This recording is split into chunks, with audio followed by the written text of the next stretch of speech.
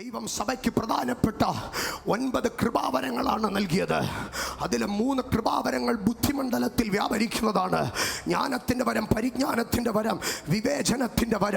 ഇത് 3 ബുദ്ധിമണ്ഡലത്തിൽ വ്യാപരിക്കുന്നതാണ്. അടുത്തത് 3 ശക്തിയുടെ വരങ്ങളാണ്. വിശ്വാസം, വീര്യപ്രവൃത്തി, രോഗശാന്തി. ഇത് 3 ശക്തിയുടെ വരങ്ങളാണ്.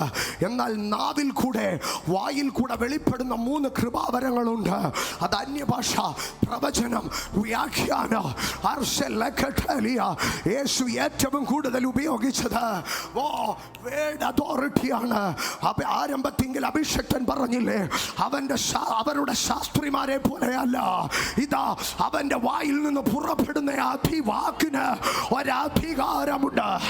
ഈ ഉപവാസ പ്രാർത്ഥനയിൽ ദൈവജനത്തിന്റെ നാവിന്മേൽ യെശയ്യാവിന്റെ അധരങ്ങളിൽ കനൽ തൊട്ടതുപോലെ ഈ 2025 ഉപവാസ പ്രാർത്ഥനകൾ ജനത്തിന്റെ അധരങ്ങളിൽ തീപിടിക്കുന്നതായിരിക്കട്ടെ.